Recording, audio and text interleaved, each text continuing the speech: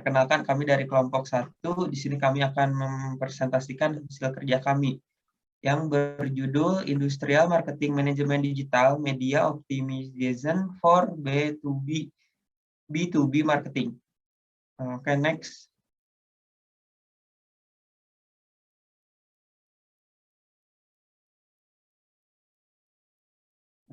Sebelum memasuki materi, kita akan memperkenalkan diri dulu. Perkenalkan, nama saya Fasindra Alamsyah, dan ada rekan-rekan saya, yaitu yang pertama ada Desna Amperalianda, kemudian ada Rizka Herawati, dan yang terakhir ada Naufal Muhammad. Next. Baik, masuk kepada bab 1, yaitu pendahuluan. Di sini ada latar belakang, di mana media digital, khususnya social networking, situs atau NSS, akhir-akhir ini mendapat perhatian di kalangan praktisi di bidang pemasaran industri untuk menjangkau klien bisnis to bisnis. Meskipun ada peluang untuk mempertimbangkan media digital untuk menjadikan proses terkait pemasaran lebih efisien dan efektif. Kerangka kerja komprehensif tentang cara memilih, menerapkan, dan menggabungkan media digital yang relevan dalam pemasaran industri untuk meningkatkan hasil kinerja belum tersedia. Next. Masuk kepada fenomena atau gap, yang dimana berdasarkan hasil literatur teknologi media digital dapat memudahkan dan mempercepat proses pembangunan hubungan kolaboratif, tapi masih belum jelas media digital mana yang penting dalam hubungan B2B untuk mengoptimalkan perilaku pembelian organisasi. Meningkatnya globalisasi dan persaingan yang ketat dalam industri perangkat lunak memaksa vendor untuk terus meninjau dan mendesain ulang rutinitas pemasaran. Next. Selanjutnya ada identifikasi masalah. Yang pertama, apa saja fase kritis dari proses pengembangan bisnis. Yang kedua, bagaimana pengaruh media digital terhadap pengembangan bisnis dalam hubungannya dengan pemasaran dan penjualan. Yang ketiga, apa platform media digital tertentu yang diterapkan pada fase individu dan seluruh proses. Dan yang terakhir, apa dampak akhir media digital dalam proses pengembangan bisnis terhadap kinerja bisnis. Next. Kemudian ada tujuan penelitian. Yang pertama untuk mengetahui fase kritis dari proses pengembangan bisnis. Yang kedua untuk mengetahui pengaruh media digital terhadap pengembangan bisnis dalam hubungannya dengan pemasaran dan penjualan. Yang ketiga untuk mengetahui platform media digital tertentu yang diterapkan dalam fase individu dan seluruh proses. Dan yang terakhir untuk mengetahui dampak akhir media digital dalam proses pengembangan bisnis terhadap kinerja bisnis. Oke, sekian dari saya. Selanjutnya akan dijelaskan oleh rekan saya yang lainnya. Selanjutnya ada bab 2, tinjauan pustaka. Yang pertama ada manajemen. Menurut Hasibuan, manajemen mengatakan manajemen adalah ilmu dan seni mengatur proses pemanfaatan sumber daya manusia dan sumber daya lainnya secara efektif dan efisien untuk tujuan tertentu. Lalu yang kedua ada manajemen pemasaran. Manajemen pemasaran menurut Manulang dan Huta Barat adalah proses dalam menganalisa, merencanakan, melaksanakan, dan mengontrol kegiatan dalam pemasaran yang mencakup ide-ide barang yang berdasarkan pertukaran dan tujuan untuk menghasilkan kepuasan konsumen. Lalu ada media digital sebagai penghubung antara pemasaran dan penjualan. Media digital adalah media yang kontennya berbentuk gabungan data, teks, suara, dan berbagai jenis gambar yang disimpan dalam format digital dan disebarluaskan melalui jaringan berbasis kabel optik. Tidak adanya definisi pengembangan bisnis. Studi terbaru dalam perangkat lunak dan biotek mengeksplorasi fungsi pengembangan bisnis dan perspektif kewirausahaan strategis, tetapi gagal untuk mengenali pentingnya identifikasi dan mendefinisikan proses operasi untuk mengintegrasikan media digital. Lalu ada industri perangkat lunak. Kami memilih industri perangkat lunak sebagai konteks karena alasan berikut. Pertama, perusahaan B2B dari industri perangkat lunak seperti IBM, Microsoft, Dassault System, dan SAP. Industri perangkat lunak lingkungan. Industri ini memberikan contoh terkemuka dan fungsi penghubung pengembangan bisnis dalam literatur dan bentuk dan berbagai teknik dapat direplikasi untuk transaksi B2B skala besar di industri lain. Media digital dan pengembangan bisnis B2B. Demikian pula dampak media digital belum dapat ditentukan. Literatur pemasaran menunjukkan bahwa media digital ada dalam agenda semua orang. Lalu di sini ada paradigma penelitian. Hipotesis penelitiannya, dan ini ada analisis jurnal pendukung. Selanjutnya akan dijelaskan oleh teman saya.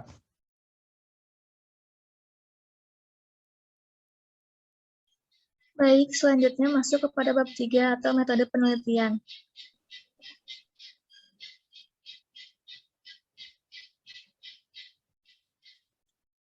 Next.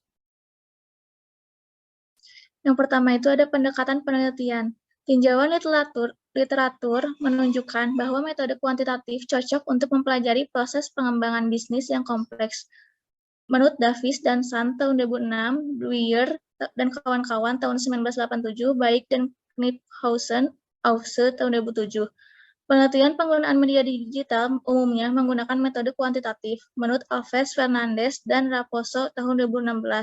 Rodriguez dan kawan-kawan tahun 2012.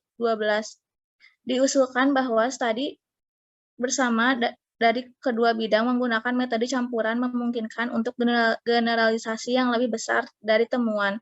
Menurut Agnihotri dan kawan-kawan tahun 2016, akibatnya kami menerapkan pendekatan eksplorasi sekuensial, metode campuran yang dimulai dengan wawancara kualitatif dan diikuti oleh survei online kuantitatif menurut Creswell tahun 2014. Lalu yang kedua ada sumber data. Sumber data terbagi menjadi dua, yaitu data primer dan data sekunder. Data primer adalah data yang diperoleh peneliti secara langsung dari tangan pertama. Menurut Hussein Umar pada tahun 2013, data primer adalah data yang didapat dari sumber pertama, baik dari individu atau perseorangan, seperti hasil wawancara atau hasil pengisian kuesioner yang biasa dilakukan oleh peneliti. Sedangkan data sekunder adalah data yang diperoleh peneliti dari sumber yang sudah ada. Menurut Hussein Umar tahun 2013, data sekunder adalah data yang telah diolah lebih lanjut dan disajikan baik oleh pihak pengumpul data primer atau oleh pihak lain, misalnya dalam bentuk tabel-tabel atau diagram-diagram. Nah, pada penelitian ini menggunakan sumber data primer yang diperoleh dari wawancara dan juga melalui pengisian kuesioner. Lalu ada populasi dan sampel. Populasi dalam penelitian ini yaitu 8.775 kontak dari LinkedIn dan 904 dari Xing yang terdiri dari pemimpin eksekutif, bagian penjualan pemasaran, manajemen menengah, dan atas. Lalu untuk sampel yang digunakan dalam penelitian ini yaitu 530 responden. Di antaranya 77,7 responden adalah laki-laki, 22,3% perempuan. Sebagian besar dari responden rata-rata berusia 47 tahun dan termasuk dalam generasi X. Dari kategori responden yang mewakili lebih dari 10%, 2 dari 5 diasumsikan sebagai kepemimpinan eksekutif atau 20,9%. Bisnis peran pengembangan sebesar 19,0%, operasi 18,2% atau prapenjualan dan penjualan 14,4%. Lalu ada teknik pengumpulan data. Teknik pengumpulan data pada penelitian ini menggunakan teknik wawancara semi-struktur yang dilakukan melalui telepon atau Skype pada bulan Maret tahun 2016 selama jam kantor mulai dari 50 hingga 90 menit. Terdapat juga kuesioner yang disebarkan melalui email yang terdapat link tautan survei untuk diisi oleh responden. Waktu yang diperlukan untuk mengisi kuesioner sekitar 20-25 menit. Baik, selanjutnya akan dilanjutkan oleh rekan saya. Baik, selanjutnya ada 4, hasil dan pembahasan. Next. Pertama, itu ada tahapan proses pengembangan bisnis B2B. Berdasarkan pertanyaan penelitian pertama, berkaitan dengan siklus proses pengembangan bisnis dalam model konseptual berdasarkan literatur dan studi percontohan. Fase-fase berikut ini dikenali: pertama, identifikasi dan prospek pembeli potensial; kedua, berbagi informasi dan menjaga pengetahuan; ketiga, membangun jejaring sosial dan mengolah hubungan yang ada; dan yang keempat, meningkatkan jumlah prospek dan menghasilkan peluang. Model persamaan struktural tidak dibahas di sini, sebagian besar mendukung klasifikasi ini. Lalu yang kedua, ada estimasi waktu siklus proses bisnis B2B. Berdasarkan pertanyaan penelitian yang kedua, dalam hubungannya dengan pemasaran dan penjualan, berusaha untuk menjawab bagaimana media digital dapat mempengaruhi proses pengembangan bisnis. Berdasarkan hasil literatur menemukan bahwa durasi proses bisnis B2B untuk industri perangkat lunak rata-rata 17 bulan, dari 4 bulan hingga 4 tahun.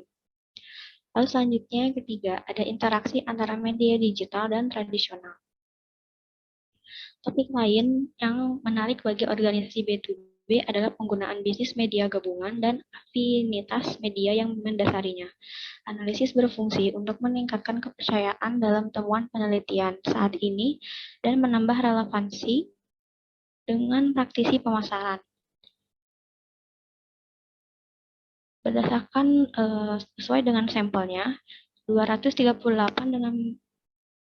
dengan 238 atau 44,9% tinggi digital rendah media tradisional dan 292 atau 55,1% rendah digital tinggi. Pengguna media tradisional menunjukkan bahwa media digital sangat penting dalam pengumpulan informasi B2B dan proses pengambilan keputusan.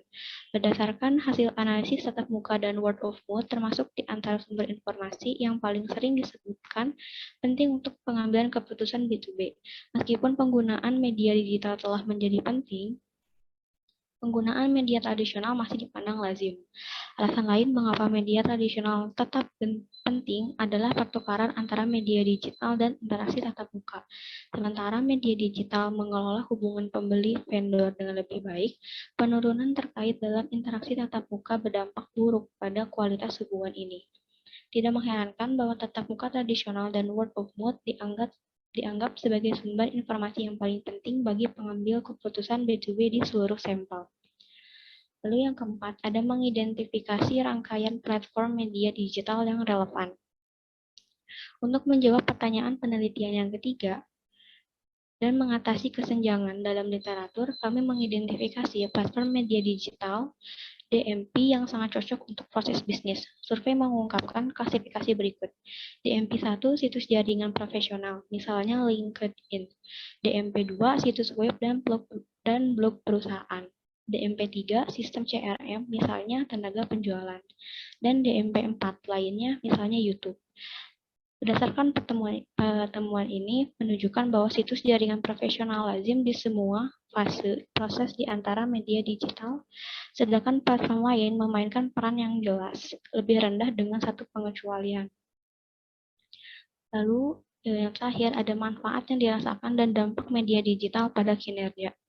Pertanyaan penelitian keempat melihat efek dari terlibat dalam media digital, manfaat dan dampak deterministik dirasakan dan probabilistik yang diharapkan dari penggunaan media digital pada percepatan proses dan dampak pada kinerja dalam 1 tahun fiskal diakui oleh mayoritas sebesar 81,9% vendor dengan median bracket antara 5% dan 10% lebih berdampak. Diketahui bahwa 22,3% dari semua vendor tidak mampu atau tidak memperkirakan dampak akhir dari media digital. Di antara responden pihak ketiga, dampak media digital dirasakan lebih optimis, yaitu sebesar 83,83%, dengan median dalam kisaran antara 10%. Sebaliknya, hanya 59,8% pembeli yang merasa atau mengharapkan bahwa manfaat penggunaan media digital dapat mempersingkat proses pembelian dan pengadaan B2B, dengan median antara 5% hingga 10% lebih berdampak. Hasil ini menunjukkan adanya kesenjangan dalam sampel pembeli untuk media digital dibandingkan dengan responden vendor dan pihak ketiga. Oleh karena itu, rekomendasi strategis lainnya adalah membangun kesadaran akan relevansi media digital di kalangan pembeli untuk menutup kesenjangan ini. Sekian dari saya, selanjutnya akan dilanjutkan oleh teman saya. Baik, selanjutnya ada bab 5, yaitu kesimpulan dan saran. Next. Kesimpulan, berdasarkan hasil penelitian ini, memberikan bukti bahwa media digital mempercepat fase proses pengembangan bisnis dan memberikan bukti bahwa media digital mempengaruhi kinerja bisnis. Kemudian penelitian ini memberikan kontribusi untuk pemahaman yang lebih baik. Studi kami berfokus pada penggunaan bisnis media digital dengan fungsi pengembangan bisnis dan mempertimbangkan dampak potensial pada proses dan kinerja. Next. Kemudian saran, keterbatasan penelitian kami dapat ditemukan dalam pendekatan regional. Kami melakukan survei pada skala global dan memasukkan 3 wilayah signifikan yang menambah kebermaknaan hasil. Namun data yang dapat diabaikan dari luar target geografi memberikan generalisasi yang terbatas. Maka untuk penelitian selanjutnya dapat mengkaji ulang mengenai penelitian ini. Next. Selanjutnya, manfaat-manfaat dari penelitian ini adalah untuk mengetahui fase kritis dari proses pengembangan bisnis, mengetahui pengaruh media digital terhadap pengembangan bisnis dalam hubungannya dengan pemasaran dan penjual, mengetahui platform media digital tertentu yang diterapkan dalam fase individu dan seluruh proses, mengetahui dampak akhir media digital dalam proses pengembangan bisnis terhadap kinerja bisnis. Penelitian ini juga diharapkan bisa menjadi referensi untuk penelitian selanjutnya. Oke, sekian dari kelompok kami. Mohon maaf bila ada salah-salah kata. Wabillahi taufiq wal hidayah. Wassalamualaikum warahmatullahi wabarakatuh.